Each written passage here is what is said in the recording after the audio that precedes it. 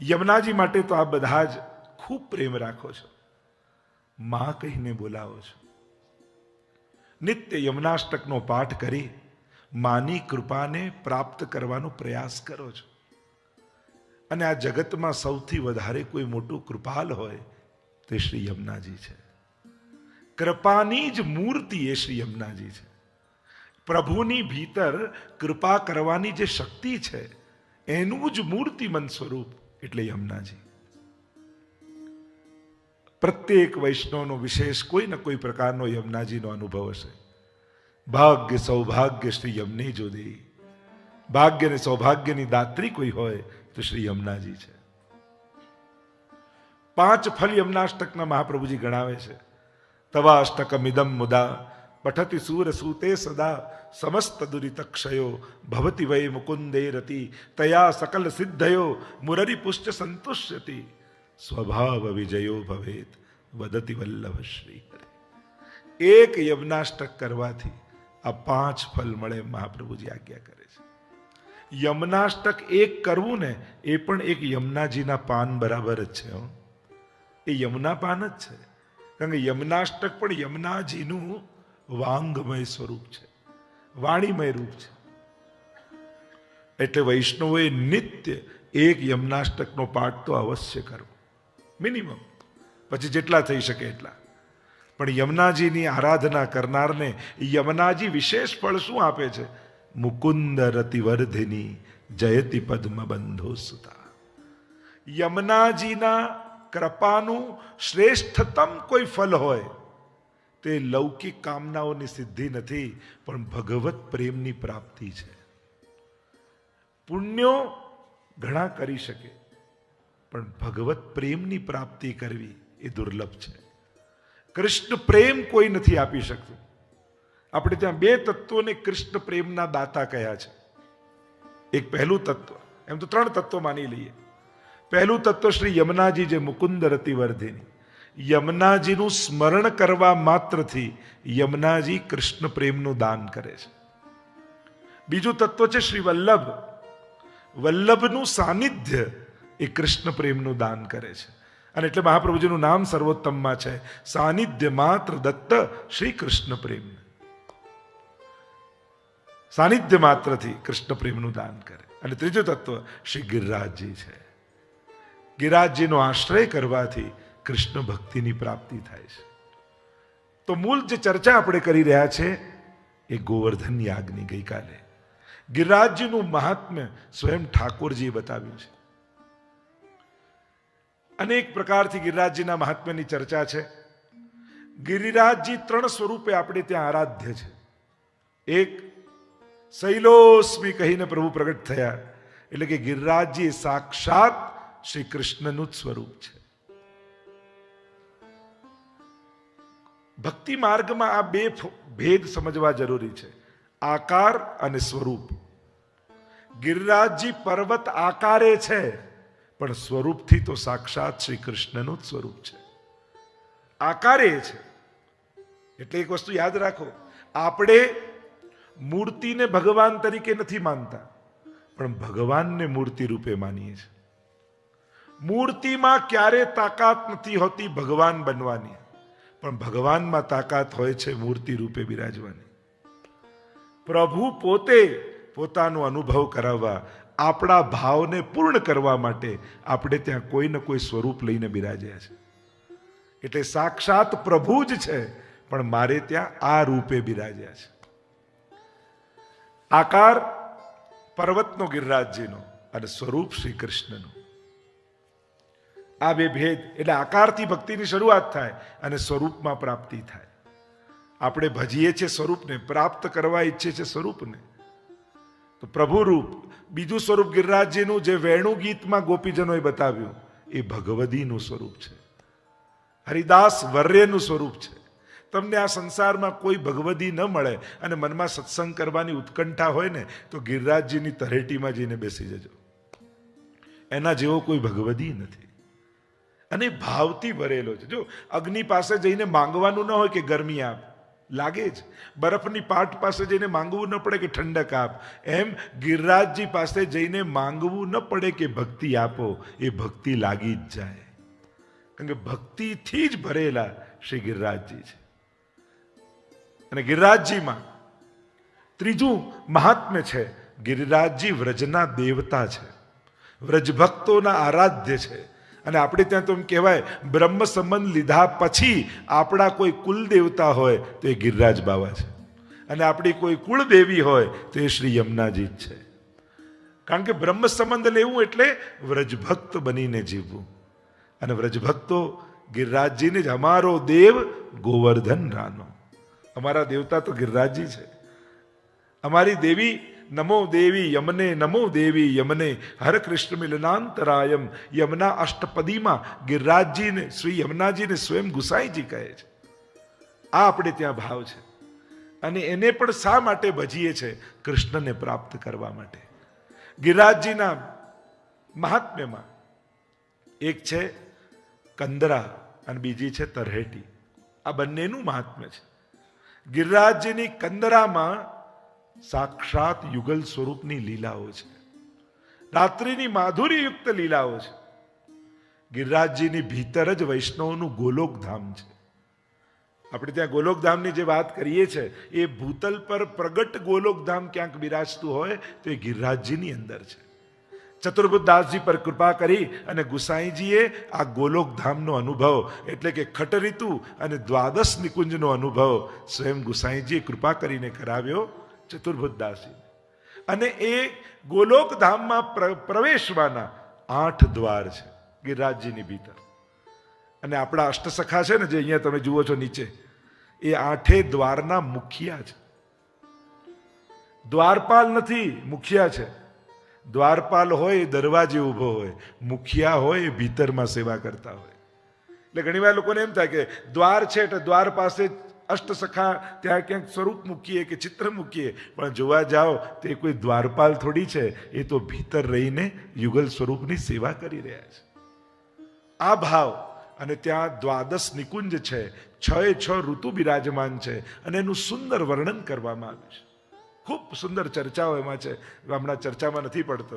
પણ ભીતર ગિરિરાજજીની ભીતર કંદરાઓની મહત્તા છે અને બહાર પરિક્રમાઓની મહત્તા છે. આજે પણ ઠાકોરજી નિત્ય ગિરિરાજજીની પરિક્રમા કરે છે. અને જ્યાં જ્યાં જે લીલાઓ થઈ ત્યાં ત્યાં આજે પણ એ લીલાઓ થઈ રહી છે. કૃષ્ણ તત્વને સમજવા માટે આટલા સિદ્ધાંતો મહાપ્રભુજીના સમજવા નિતાંત આવશ્યક છે. તો જ તમે કૃષ્ણ લીલાને સમજી શકો. સૌથી પહેલો કૃષ્ણ ભક્તિનો સિદ્ધાંત એ છે નિત્ય લીલાવાદ, કે પ્રભુની પ્રત્યેક લીલાઓ નિત્ય છે. નિત્ય મીન્સ ઇટરનલ, શાશ્વત છે. એમ ન કહેવાય કે ભગવાને આ લીલા કરી હતી. વ્રજમાં ભૂતકાળ છે જ નહીં. જો 2 જગ્યાઓ હોય છે, એક છે ઐતિહાસિક સ્થળો અને બીજા હોય છે લીલા સ્થળી. વ્રજ એ કોઈ ઐતિહાસિક સ્થળી નથી, ઐતિહાસિક ભૂમિ નથી. ઐતિહાસિક ભૂમિ કોને કહેવાય? જેમાં કોઈ ઘટનાઓ ઘટી હોય અને પછી લોકો એ ઘટનાઓના ચિહ્નો જોવા જાય કે ઘટી ગઈ, આટલા હજારો વર્ષ પહેલા થઈ ગયું, અને એ ક્યાં થયું હતું એ જોવા લોકો ભૂતકાળ જોવા જ્યાં જાય એ ઐતિહાસિક સ્થળ કહેવાય. પણ વ્રજને ઐતિહાસિક સ્થળ આપણે નથી કહેતા. આપણે શું કહીએ? વ્રજ તો લીલા ભૂમિ છે. અને લીલા સ્થળી એને કહેવાય જ્યાં આજે પણ જે હજારો વર્ષ પહેલા લીલા થઈ હતી એ આજે પણ એવી જ એ જગ્યાએ એ જ સ્વરૂપે ચાલી રહી છે. એને કહેવાય નિત્ય લીલાવાદ. પ્રભુની લીલાઓ ભૂતકાળ નથી. નામ રૂપ લીલા અને ધામ આ શાશ્વત છે, હતા, છે અને રહેશે. એટલે કે આજે પણ કૃષ્ણની આ બધી જ લીલાઓ જે સ્થળે થઈ એ સ્થળે ચાલી જ રહી છે. અને એટલે જ તમે અષ્ટસખાની વાણી જુઓ. અષ્ટસખાના પદનું જો તમે થોડુંક ચિંતન કરશો તો કોઈ પદ તમને ભૂતકાળમાં નહીં મળે. બધા જ પ્રેઝન્ટ કન્ટિન્યુઅસ ટેન્સમાં મળશે. દેખો રી હરિ ભોજન ખાત, આજ દધી મીઠો મદન ગોપાલ, બેઠે હરિ રાધે સંગ, કુંજ ભવન અપને રંગ. બધા જ ચાલુ વર્તમાન કાળ, પ્રેઝન્ટ કન્ટિન્યુઅસ ટેન્સ, આ બધી લીલા થઈ રહી છે, ચાલી રહી છે, અને એનો અનુભવ અષ્ટસખા કરે છે. અને આજે પણ ચાલી રહી છે એનો અર્થ એ થયો કે એ લીલાઓનો આજે પણ જીવને અનુભવ થઈ શકે છે. જો ભૂતકાળ હોત તો ક્યારેય લીલાઓનો આજે અનુભવ ન થાત. વર્તમાન છે એટલે આજના જીવને પણ એ લીલાનું ચિંતન થઈ શકે, અનુભવ થઈ શકે નહીં, એ લીલામાં પ્રવેશ પણ થઈ શકે છે. જ્યારે આધિદૈવિક અલૌકિક સ્વરૂપ પ્રાપ્ત થાય જીવને, ત્યારે લીલામાં એનો પ્રવેશ પણ સંભવ છે. એટલે આ સિદ્ધાંત નિત્ય લીલાવાદનો. નહીં તો ઘણાને એમ થાય આ તો બધું હજારો વર્ષ પહેલા થઈ ગયું, આજે એનું ચિંતન કરીને શું? અરે આજે પણ એ લીલા થાય છે એટલે એનો અનુભવ થઈ શકે છે અને એમાં પ્રાપ્તિ પણ થઈ શકે છે જીવની. આ કૃષ્ણ લીલા ચિંતન છે. બીજું, કૃષ્ણ લીલામાં બીજો મહત્વનો સિદ્ધાંત છે વિરુદ્ધ ધર્માશ્રયતા. કે આપણા ઠાકોરજી એ જ બ્રજમાં 6 દિવસના પણ છે, 6 મહિનાના પણ છે, અને 7 વર્ષના પણ છે, અને 11 વર્ષના પણ છે. 11 વર્ષના નહીં, એ તો કિશોર પણ છે. તમે જેટલી પીછવાઈઓ ઠાકોરજીની જુઓ છો, ક્યાંય તમને બાલકૃષ્ણ દેખાય છે કોઈ પીછવાઈમાં? બધે કેવા કિશોર કૃષ્ણ. તમને એમ થાય કે 11 વર્ષ ને 52 દિવસ ઠાકોરજી બિરાજ્યા, તો આ મોટા કૃષ્ણ બ્રજમાં આવ્યા ક્યારે? જેણે રાસ કર્યો ને હોરી ખેલ કર્યા. આ જે ચિત્રો તમે જુઓ છો રાસલીલાના, હોરીના, દાનના, ત્યાં ક્યાંય તમને બાલકૃષ્ણ દેખાય છે? કોઈ 11 વર્ષનું દેખાય છે? બધા યુવાન દેખાય, તરુણ દેખાય છે. એટલે કે વિરુદ્ધ ધર્માશ્રયતાનો અર્થ થાય બે વિરોધી ધર્મો કૃષ્ણમાં એક સાથે બિરાજે છે. એટલે કે એ બાળક છે એ જ ક્ષણે કિશોર પણ છે, એ અબૂધ છે એ જ ક્ષણે ચતુર પણ છે, એ અસમર્થ છે એ જ ક્ષણે એ સર્વસમર્થ પણ છે. એ ગરમ દૂધને ફૂંક મારી મારીને પીએ અને એ જ કૃષ્ણ બીજા દિવસે દાવાનળનું પાન કરી જાય. બે વિરોધી ધર્મો. એ જ ઘૂંટણીએ ચાલતો ચાલતો નંદાલયનો ઉમરો એ ન ઓળંગી શકે અને ચરણનો સ્પર્શ કરતા શકટનું ભંજન એ કરી નાખે. બે વિરોધી ધર્મો એક સાથે ભગવાનમાં છે. એ બાલક છે એ જ ક્ષણે કિશોર પણ છે. પલ્લામાં ઝૂલતા હોય પણ વ્રજ ભક્તો વિનંતી કરે કે રાસની ઈચ્છા છે તો એ પલ્લામાં ઝૂલતો પ્રભુ કિશોર બની અને મહારાસનું દાન પણ કરે છે.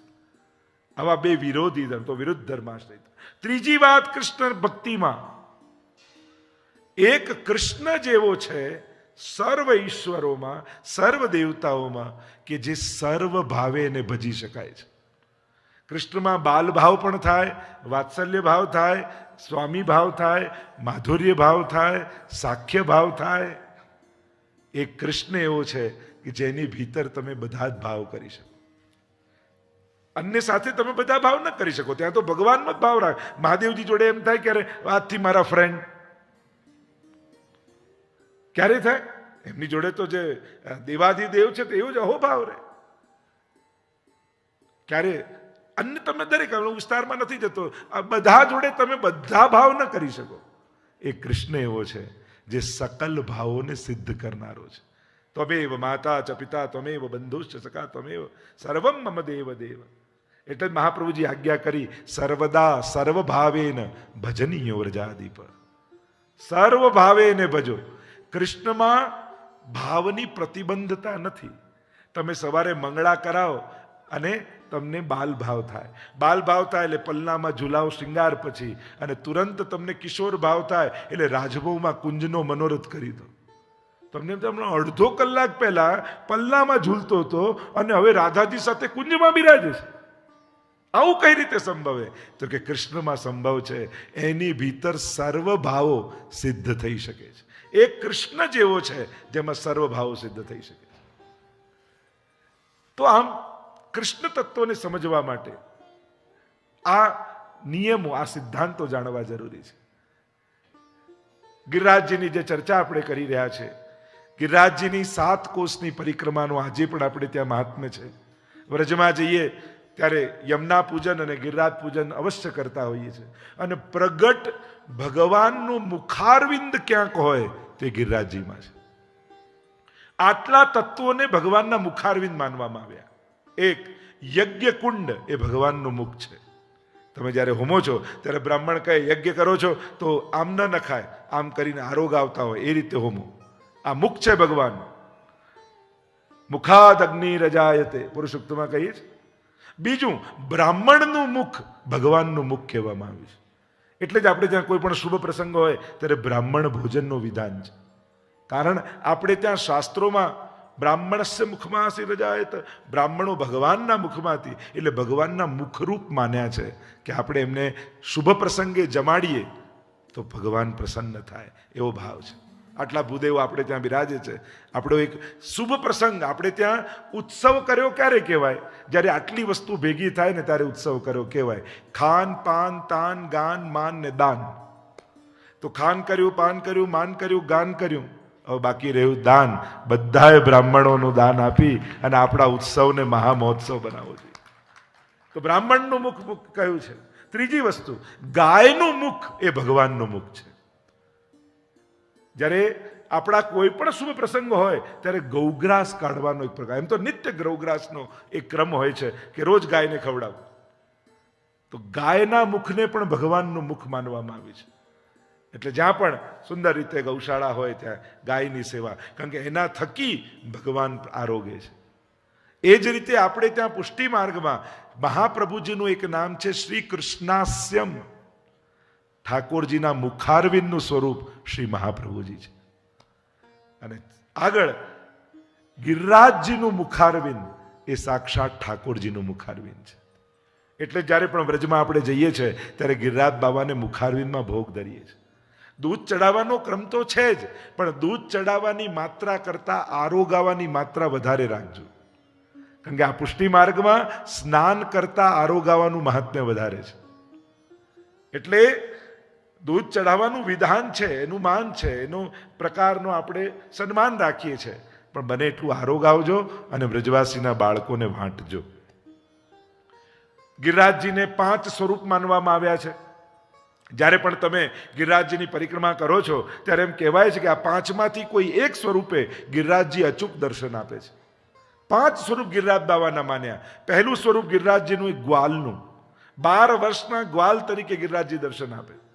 બીજું સર્પનું, ત્રીજું ગાયનું, ચોથું આપણે ત્યાં કહ્યું ગિરિરાજ બાબા અનેક સ્વરૂપે બિરાજે છે, તે ગિરિરાજ બાબાના અનેક સ્વરૂપોમાં ચોથું સ્વરૂપ છે સિંહનું. સિંહ સ્વરૂપે પણ ગિરિરાજજી બિરાજે છે. અને 5મું રત્ન જડિત ગિરિરાજજી સ્વરૂપે. ત્યાં રત્ન ધાતુ ગિરિરાજે રે વલ્લભાખ્યાનમાં જે દર્શન થયા. તો આ 5 સ્વરૂપ ગિરિરાજ બાબાના. અને એમ કહેવાય કે જ્યારે જીવ પરિક્રમા કરે ને ત્યારે આ 5માંથી કોઈ એક સ્વરૂપે ગિરિરાજજી અચૂક દર્શન આપે છે. જ્યારે તમે ભાવ અને શ્રદ્ધા સાથે બને ને તો અમુક જગ્યાએ લૌકિક બોલવાનું ટાળવું. વ્રજમાં જ્યારે જાઓ ને ત્યારે યમુનાજીના તટ ઉપર ઊભા હો ત્યારે અને ગિરિરાજજીની પરિક્રમા કરતા હો ત્યારે બને તો લૌકિક વાત કરવાનું ટાળજો. કારણ કે ગિરિરાજ બાબા એવા ભગવદીય છે, અખંડ ભગવત ભજન કરે છે, અખંડ ભગવત નામ લે છે. અને ત્યાં જઈને આપણે જ્યારે લૌકિક વાત કરીએ છીએ તો એમને ભક્તિમાં વિક્ષેપ પડે છે. બને તો કોશિશ કરજો આ 2 સ્થળે લૌકિક ક્રિયા અને લૌકિક વાત ન થાય. એમ તો આપણે કહીએ જ્યાં જ્યાં ભગવત સ્થળ હોય, આપણે હવેલીમાં જઈએ, મંદિરમાં જઈએ, ત્યાંય પ્રયાસ કરો ઠાકોરજી સામે ઊભા હોય અને દર્શન ખુલ્લા હોય ત્યારે હાય કેમ છે એમ કરીને ભેટે, પછી હેલો કરે, પેલું કરે. બને તો એ સમયે પ્રધાનતા ઠાકોરજીની જ રાખવી. કે અત્યારે પ્રભુ બિરાજે છે, આપણા બધાનું ધ્યાન ઠાકોરજી સામે રાખવું જોઈએ. બહાર જઈને આપણે ગમે ત્યારે અભિવાદન, આપણે ત્યાં તો ત્યાં સુધી કહ્યું ઠાકોરજીના દર્શન ખુલ્લા હોય તો વૈષ્ણવ જય શ્રી કૃષ્ણ આંખથી ખાલી ભગવત સ્મરણ કરે છે. કારણ કે ઠાકોરજી બિરાજે છે. અત્યારે વૈષ્ણવતાના સંબંધની પ્રધાનતા નથી, અત્યારે પ્રભુ અને સેવકના સંબંધની પ્રધાનતા છે. જે સમયની પ્રધાનતા ઠાકોરજી બિરાજતા હોય ને અમે ઊભા હોય તો અમને એ સમયે પગે ન લગાય, મનથી દંડવત કરી લેવા, હાથથી દંડવત કરવા. પણ ઠાકોરજીની સામે એટલે તમે જોજો વલ્લભધામમાં અમે બિરાજતા હોઈએ ત્યારે ત્યાં ટેરો આપણે રાખીએ છીએ સિંહાસનની પાસે, કારણ કે ઠાકોરજી બિરાજે છે તો એની આગળ કઈ રીતે કરી શકાય. આ વિવેક પુષ્ટિ માર્ગનો વિવેક છે. જે સંબંધની પ્રધાનતા હોય એ સંબંધને જ પ્રાધાન્ય આપવું જોઈએ. શ્રી ગિરિરાજ બાબા એવા કૃપાળુ છે. પરિક્રમા જ્યારે ગિરિરાજ બાબાની ચરિત્રની તો ઘણી બધી ચર્ચાઓ છે. આ શ્રી ગિરિરાજ બાબાને પૂજન કરવાનું પ્રભુએ જ્યારે આજ્ઞા કરી અને જ્યારે વ્રજવાસીઓએ ગોવર્ધન યાગ કર્યો, ઇન્દ્રને સમાચાર મળ્યા. નારદજીએ કહ્યું કે ઇન્દ્ર, તારું સૌથી મોટું અપમાન વ્રજવાસીઓએ કર્યું છે.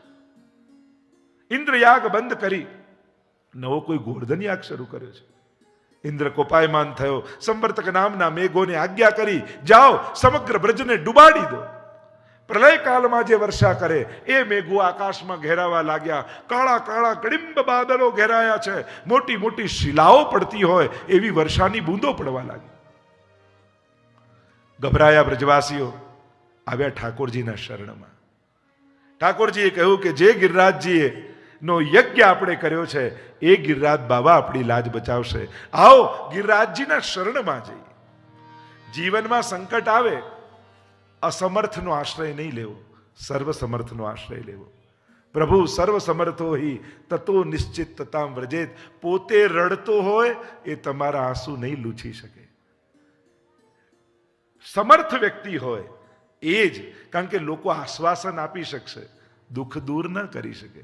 માણસ મદદ કરવાની ગેરંટી આપી શકે, સુખી કરવાની ગેરંટી કોઈ ના આપી શકે. એ તો કેવલ ઈશ્વરના જ હાથમાં છે. અને જ્યારે ગિરિરાજજીના શરણમાં આવ્યા છે શ્રીનાથજી બાબા, શ્રી ઠાકોરજી ગિરિરાજજીની કંદરામાં પ્રવેશી વામ ભુજાની કનિષ્ઠા ઉપર ધારણ કર્યા. સર્વ વ્રજવાસીઓને આમંત્રિત કર્યા છે, આવો ગિરિરાજજીની શરણમાં આવી જાઓ. હે ગિરિરાજ, હે ગિરિરાજ, શરણ તિહારી આયો હું, શરણ તિહારી આયો હું. ગિરિરાજજીની શરણમાં આવ્યા છે. વામ ભુજાની કનિષ્ઠા ઉપર ભાગવતજી એમ લખે, એક નાનકડું બાળક રમતા રમતા બિલાડીના ટોપને જેમ ખેંચી લે, એમ ભગવાને ગિરિરાજજીને એ બિલાડીના ટોપની જેમ પોતાની આંગળીમાં ધારણ કર્યા. વ્રજવાસીઓને આમંત્રિત કર્યા, શરણમાં આવી જાઓ. બધા જ વ્રજવાસીઓ ગાયો આદિને લઈને બધા જ ગિરિરાજજીની શરણમાં આવી ગયા. બધાને થયું કે આ 7 વર્ષના પ્રભુ ગિરિરાજજીને કેમ ધારણ કરશે. બધાએ પોતપોતે લાકડી લઈ લીધી, લાકડી લગાવી દીધી ગિરિરાજજીની નીચે, અને થયું કે હવે બધું બરાબર છે, કનૈયા આપ તું છોડ દે, અમને લકડી લગા દીએ. ઠાકોરજીને થયું કે હજી એ સાધન બળનો આશ્રય છે, મારે તો 7 દિવસ ગિરિરાજજીને ધારણ કરવી, સર્વ અન્યાશ્રયો છોડાવી દેવા છે. કારણ કે વૈષ્ણવ છે ને એ ન બુદ્ધિ બળ પર જીવતો હોય, ન પુરુષાર્થના બળ પર જીવતો હોય. વૈષ્ણવ તો કેવલ કૃપાના બળ પર જીવે છે. પ્રભુ કરનારા છે. એ સામર્થ્ય પણ પોતાનું નથી જાણતો, પોતે કરેલા પોતે વાપરેલા સામર્થ્યને પણ ઠાકોરજીનું આપેલું સામર્થ્ય ગણે છે. પોતાની બુદ્ધિની કુશળતાને પણ ઠાકોરજી આપેલી બુદ્ધિની કુશળતા ગણે છે. કારણ કે જ્યારે તમે તમારું માનો છો તો તમારા જેટલું જ કરી શકો છો, પણ જ્યારે તમારા કાર્યને ઠાકોરજીનું માનીને કરો છો તો ભગવાનના સામર્થ્ય જેવું મળી જાય છે. પેલું કહેતા ને કે નાનકડું છોકરું મા સાથે દુકાને ગયું, અને જ્યારે દુકાને ગયું ત્યારે માએ દુકાનમાં બહુ માલ ખરીદ્યો. એટલે દુકાનવાળાને એમ થયું કે આ બહેન તો બહુ સારા ગ્રાહક છે, આટલું આટલું ખરીદે છે, તો કાયમ માટે બંધાયેલા રહે, એટલે એના છોકરાને રાજી કરું તો માં રાજી થાય. એટલે ચોકલેટનો ડબ્બો ખોલીને કહ્યું, લે બેટા લઈ લે, તારે જેટલી જોઈએ એટલી લઈ લે. છોકરો કે ના મારે નથી જોઈતી. અરે હું તને કહું છું ને તને જોઈએ એટલી લઈ લે. કે ના મારે નથી જોઈતી. અને પેલા દુકાનવાળાને એમ થયું કે આ લેતો નથી, પોતે મુઠ્ઠો ભરીને પેલાના ખિસ્સામાં ભરી દીધી. બહાર આવે એટલે મમ્મી ખીજાઈ, મારો દીકરો થઈને ફ્રીની વસ્તુની ના પાડે છે, આટલું તને ભાન નથી. અરે માં, હું તારો દીકરો છું એટલે જ ના પાડતો હતો, કારણ કે જો મેં લીધી હોત તો મારી મુઠ્ઠી જેટલું આવત, ના પાડી તો પેલાના મુઠ્ઠા જેટલું આવ્યું. હું તો નાનું બાળક આટલું પકડત, પણ ના પાડી તો પેલા દુકાન. એમ જ્યારે આપણે પકડવા જઈએ છે, પોતાના સામર્થ્યને માનીએ છે, તો આપણા સામર્થ્ય જેવું થાય છે. ભગવાનની કૃપા અને ઈચ્છા માનો તો ભગવાનનું સામર્થ્ય તમારા કાર્યમાં. પ્રિય ભક્તજનો, જે શ્રીના આ વચનામૃત તમને ગમ્યા હોય તો વિડીયોને લાઈક કરજો, શેર કરજો અને કમેન્ટ બોક્સમાં જય શ્રી કૃષ્ણ જરૂર લખજો. અને અમારી ચેનલ શ્રી વલ્લભને સબસ્ક્રાઈબ કરવાનું ભૂલશો નહીં, જેથી તમને આવા અવનવા વચનામૃતો મળતા રહે. સર્વે વહાલા વૈષ્ણવોને ભાવથી જય શ્રી કૃષ્ણ.